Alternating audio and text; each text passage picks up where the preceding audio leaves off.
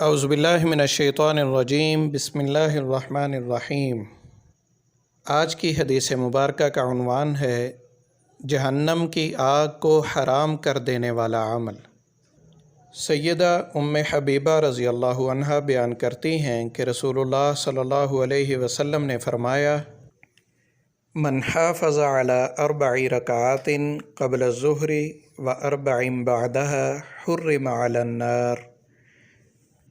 جو شخص ظہر سے پہلے 4 رکعات اور ظہر کے بعد 4 رکعات کی پابندی کرتا ہے اس پر جہنم کی آگ حرام کر دی جاتی ہے۔ سنن ابی داؤد 1269۔ دوسری حدیث مبارکہ کا عنوان ہے نماز تہجد کے برابر ثواب والا عمل۔ سیدنا ابو صالح رضی اللہ عنہ بیان کرتے ہیں کہ رسول اللہ صلی اللہ علیہ وسلم نے فرمایا: 4 رکعات قبل الظہر یعدلن بصلاۃ السحر۔ ظہر سے پہلے کی 4 رکعات اجر و ثواب کے لحاظ سے نماز تہجد کے برابر ہیں۔ مصنف ابن ابی شیبہ 5940۔ تیسری حدیث مبارکہ کا عنوان ہے نبی کریم صلی اللہ علیہ وسلم کی دعائے رحمت کے مستحق بنے۔ سیدنا عبداللہ بن عمر رضی اللہ عنہما بیان کرتے ہیں کہ رسول اللہ صلی اللہ علیہ وسلم نے فرمایا: رحم اللہ امرأ صلی قبل العصر 4۔ اللہ تعالیٰ اس شخص پر رحم فرمائے جو عصر سے پہلے 4 رکعات نماز پڑھ لے۔ سنن ابی داؤد 1271۔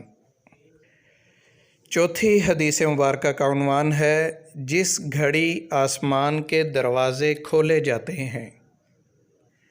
سیدنا عبداللہ بن صائب رضی اللہ عنہ بیان کرتے ہیں کہ رسول اللہ صلی اللہ علیہ وسلم ظہر سے پہلے سورج زائل ہو جانے کے بعد 4 رکعات نماز پڑھا کرتے تھے، اور آپ صلی اللہ علیہ وسلم فرماتے: انہا ساعۃ تفتح فیہا ابواب السماء واحب ان یصعد لی فیہا عمل صالح۔ یہ ایسا وقت ہے کہ جس میں آسمان کے دروازے کھول دیے جاتے ہیں، اور میں پسند کرتا ہوں کہ میرا کوئی نیک عمل اس وقت میں آسمانوں پر جائے۔ سنن ترمذی 478۔ یہ چاروں احادیث مبارکہ اور کل والی بھی احادیث مبارکہ یہ تمام تر فرائض نمازوں کی سنتوں کے اجر و ثواب اور ان کے فضائل کے بارے میں ہے۔ ہمیں ان سنتوں کو معمولی نہیں سمجھنا چاہیے یا اضافی نہیں خیال کرنا چاہیے۔